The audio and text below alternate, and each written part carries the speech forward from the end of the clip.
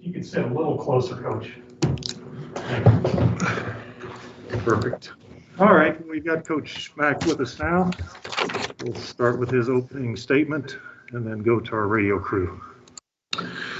Well, I thought, obviously Pittsburgh's depleted, and to have two of their major, factor guys being out, we prepared for them to be in there. We knew that it was going to be a hard game to win on the glass.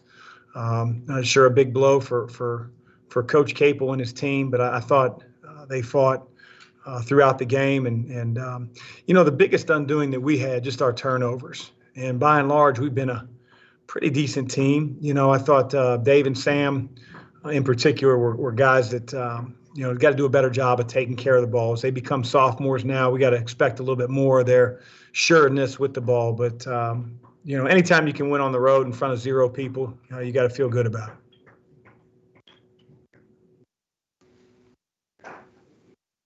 Bob, you're on mute. Now I'm not on mute anymore. Sorry about that. Your field goal percentage inside the arc was extraordinary tonight. I think over 60%. It was just outside the arc. So you got good shots when you got it inside. Did the offense slow down a little bit? Why did you start so well and then seemingly get just a little bit out of sync for a stretch there? Well, I really think that we became just casual, a little soft with the ball at times, Bob. I think, at halftime, Pitt had 28 points. 13 out of 28 were off our turnovers. So to think that, hey, they've got 15 points they generated in the half court, if we don't give them the ball or drive it in there and lose it, then maybe we go into halftime with a much greater lead. And I think that, again, younger guys being more staples of our team now, more core players, they have to become more responsible with the ball, with their decision-making, being less casual with the ball. But, Pittsburgh knocked us back. Give them credit. They turned us over, and now it was a new game at halftime. And I was really proud of our team's response. But I think that's where it started because we did do a great job on the glass. We were getting second and third shots, and we just have to be able to handle the ball better than we did there, especially in the first half and even times down the stretch here in the second. To that end, you talked about last game, you thought maybe some of your returning players didn't really step up the way you needed them to. But tonight, you threw the gauntlet down about rebounding, and you got Sam and David just absolutely killed on the glass. Were you pleased with the way they stepped forward for you? I was, Bob. They're hard to block out at their position.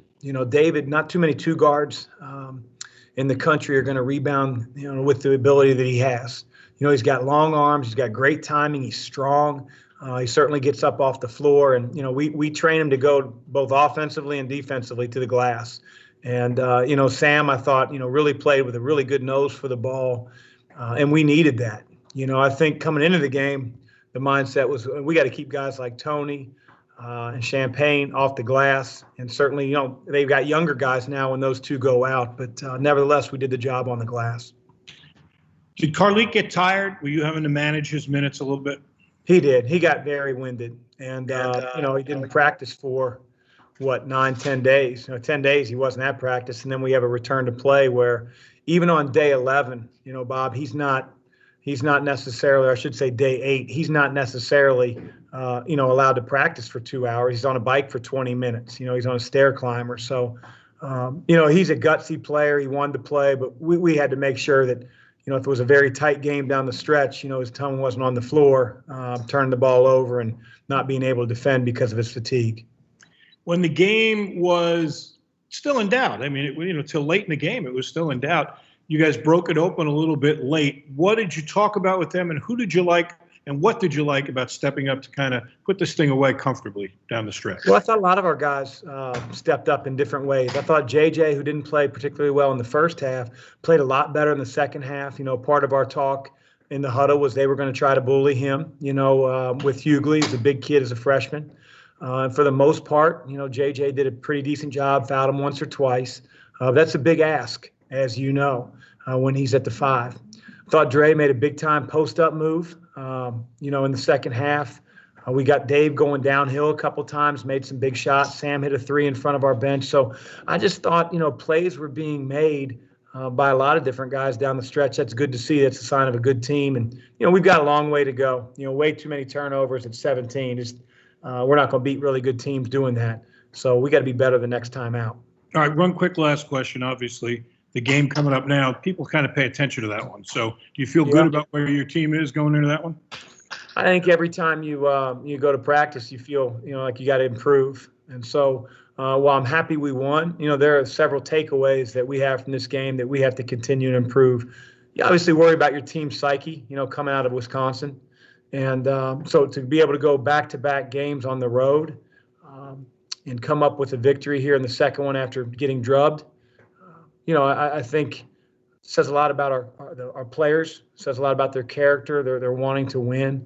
And we know we're gonna get a lot better, team than Kentucky's been all year, and they've been really good in some games. And just the Carolina game is a perfect example. So, pretty sure we're gonna get their best. Congratulations. Thanks, Chris. Thanks, Bob.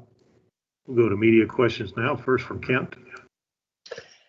Chris, you kind of mentioned David and his game and getting him going downhill. Did you think he played a pretty complete game on both ends of the floor? I thought at the end of the first half, he kind of came in and really made it difficult on some guys that were kind of hot for Pitt there. Yeah, Dave has become a lot better defensive player this year. You would expect that from a sophomore. He's got, so much ability with his arms, his timing, his athleticism, his quickness, and his strength. But he didn't have the experience a year ago. And at times, Kent, he's playing the other team's two guard, because, at times that can be tough for him to play a 5'11", 6'1", guard. David's, like that big boxer that, guys are trying to get up underneath a little bit. So having Carlik out there helps him in more ways than just the ball handling assignments. And I think David's become a lot better defensive player and a guy that we're counting on a whole lot on that end of the floor. Other questions? Shannon. Sorry if you've already addressed this. I was a little bit late, but how did you feel about the way your team responded today, just coming off of that loss at Wisconsin and knowing that in an ACC opener that so much was on the line? Yeah, with a young team, Shannon, there was some good and there was some bad. Certainly we're happy with the result, but, there's always things that you can take away. I was worried, I think rightfully so. You come off of the Wisconsin game, and not just the psyche, the physical shape that our guys are in. You just take off, 9 days of practice in the middle of the season, and you're trying to get their win back. You're trying to execute things offensively. There's just a lot of slippage over the course of taking that much time off. And then you add in the fact that we didn't play well at all at Wisconsin. So yeah, we were worried as a coaching staff, but I wasn't worried about the fact that I have kids that really care, that I've got high character guys, guys that are improving and learning how to play with one another. So disappointed with our turnovers, but we're going to continue to get better and use games like last Saturday as a learning experience, like I said, after that game too. Back to Kent and then to Michael. Chris, you mentioned that Carlik obviously got tired for taking so much time off. As far as the wind and you mentioned last week you had to get this team back in shape. Do you feel like in large part they're there, or do they still even have a little ways to go? No, I don't think we're there yet. I thought our tongues were dragging at the end of the first half, but I didn't feel that way in the second half. So that makes me feel a little bit better than I did at halftime. It's I know you guys are, remote. It's just an odd feeling. You're running up and down. You're in an empty gym. There's some white noise. It's just different. And again, I think you add in the 9 days that our guys had off, and we're all at different stages. Where Carlik Jones's conditioning is, and Jalen Withers and Josh Nickleberry is a heck of a lot different, than a guy like David Johnson. Because David never really missed any time. He was able to get in 4 or 5 workouts once he tested negative, several times before, during that break. So guys are all different places right now, conditioning wise. Nights like tonight will help us continue getting better and better shape. To Michael.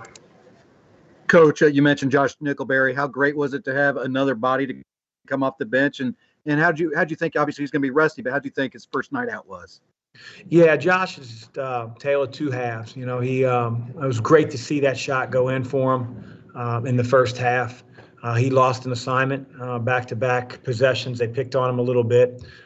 With Xavier Johnson hitting the three in the corner over an action that, you know, we had gone over, and, you know, they were running even when he was out. So, you know, it's always tough. Having been there myself, it's always tough. You can visually see what's going on the floor, but until you're in practice every single day and getting game moments, it's not an easy transition. So I just want to continue to get Josh on the floor, both in practice and in games. The more he's out there, the more comfortable and confident he's going to be. He's got to be able to be a great defensive player for us, and he can shoot that thing. To Aaron. Hey, Coach, late in the game, it seemed Carlik and DJ really helped put things away, building it to a double-digit lead. Is that backcourt maybe something that you anticipate being able to take over late in games with Carlik's experience and some of the unique traits David has that you've mentioned before? Well, they better be able to, because I don't know who else we're going to turn to with ball handling responsibilities. You know, certainly nobody as sharp as those two guys. So, yeah, they're going to share the bulk of the ball handling. That doesn't mean a guy like Sam, who hit a couple, you know, hit a bunch of big free throws and, you know, hit a pull-up and hit a three. He's going to make those plays, and we're going to expect Dre to be able to do the same, and Jalen Withers. But, you know, it starts with those two guys on the offensive end for sure. They have to be playmakers, and good guards are closers too. To use a baseball analogy, they've got to be able to close games as well as play make throughout. Seeing no other questions, that'll close it out for Coach. We'll be back with Louisville players shortly. Thank you.